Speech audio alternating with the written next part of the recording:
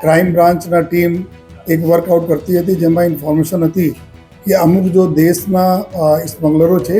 જો અલગ અલગ એરપોર્ટ ઉપર अपना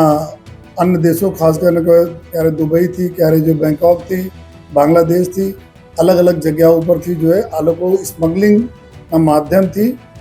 अलग अलग एरपोर्टों पर जो नार्कोटिक्स जत्था लईने आवे छे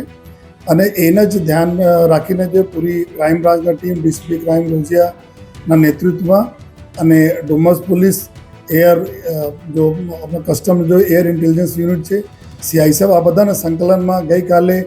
એર ઇન્ડિયાનો ફ્લાઇટ જો બેંકોકથી આવી સાંજે 7:40 વાગે એમાં એક વ્યક્તિ જેના નામ છે જાફર ખાન મોબાઈલવાલા તરીકે નામથી ઓળખાય છે. આ મુંબઈના મુંબ્રાના રહેવાવાળા છે અને આ વ્યક્તિ પાસે જો એના હેન્ડબેગ છે, હેન્ડબેગમાં નાર્કોટિક્સનો જથ્થો છે એવી ઇન્ફોર્મેશન એને મળી હતી. એના જો આધારે જો ગઈકાલે સમગ્ર જો કમ્બાઇન્ડ ટીમો એના જો એરપોર્ટ ઉપર પકડી અને બેગ ચેક કરતા તો બેગમાંથી જો એના પાસે 2 બેગો હતી, એક ચેકિન બેગેજ હતા, બીજા એના પાસે હેન્ડબેગ હતા, ટ્રોલી બેગમાંથી એક લેડીઝ પર્સ હતા. લેડીઝ પર્સમાં લગભગ 2 પેકેટ હાઇબ્રિડ ગાંજા જેના અમે બોલીએ છીએ અને આ મળા જો અને સાથોસાથ ત્યાં એક બાળકો માટે જો રમવાના એ રમકડા હોય છે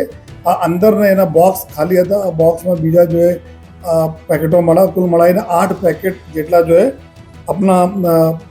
હાઇબ્રિડ ગાંજા જેના સાયન્ટિફિક નેમ હાઇડ્રોવીટ તરીકે એના ઓળખવામાં આવે છે આ મળા જેના વેટ કરતાં જો કરીબ 4 કિલોગ્રામથી વધુ ના વેટ છે એના અને ટોટલ અત્યારે જો એની માર્કેટ વેલ્યુ છે જો નાર્કોટિક્સ કંટ્રોલ બ્યુરો તરફ से मान्य છે એના 35 લાખ રૂપિયા જો પર કેજી છે. તો આ રીતે કહીને 1,41,00,000 રૂપિયાના મુદ્દા માલના ગાંજા જો હાઇબ્રિડ ગાંજા પકડવામાં આવેલા છે અને આ આરોપી છે જેના ઉંમર 56 વર્ષની ઉંમર છે અને આ એકદમ ફ્રિકવન્ટ જો ફ્લાયર બી છે. 27-28 વખત આ જો અલગ અલગ આમાં દેશોમાં ગયા અને દેશોમાંથી જો આ દર વખતે જાય છે તો ક્યારેક ગોલ્ડની સ્મગલિંગ જેના પૂછપરછમાં અત્યારે નીકળ્યા છે કે ગોલ્ડની સ્મગલિંગ કરે છે, મોબાઈલની સ્મગલિંગ કરે છે, अलग अलग जो बहुत महंगा जो अपना जो प्लेइंगના जो સાધનો હોય છે એના સ્મગલિંગ કરે છે, નાર્કોટિક્સ સ્મગલિંગ કરે છે અને આ જ પ્રક્રિયાના ભાગરૂપે એના બીબી છે, એના જો પત્ની છે નુસરા બેગ કરીને એના પત્ની છે જો બુસરા બેગમ કરીને પત્ની છે જો જૂનના મહિનામાં બેંગ્લોર એરપોર્ટ ઉપરથી 7 કિલોગ્રામ આપણા હાઇબ્રિડ ગાંજા સાથે પકડાયા હતા. આ જો જેલમાં છે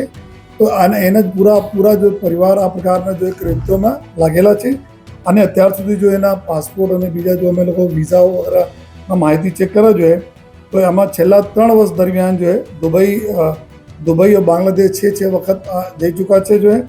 અને થાઈલેન્ડ, ઓમાન में 2 વખત, સઉદી અરેબિયા, કંબોડિયા, બહેરીન વગેરે દેશોમાં બી આ એક વખત જઈને આ જ સ્મગલિંગના પ્રક્રિયાઓ હાથ ધરેલી છે જો તો અત્યારે આ જો ચૂંકી કેરિયર તરીકે આ ઉપયોગ કરવામાં આવે છે એના જોઈએ અને એક ખેપ આવે તો ખેપ પ્રમાણે એના રકમ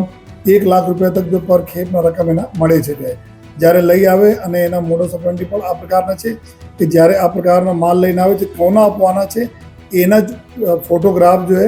સામેવાળા વ્યક્તિને આપવામાં આવે છે. ફોટોગ્રાફ વિથ બેગ આ એના એ મોડસ ઓપરેન્ડી પ્રમાણે એરપોર્ટ ઉપર બહાર આવીને ઊભા થઈ જવાના.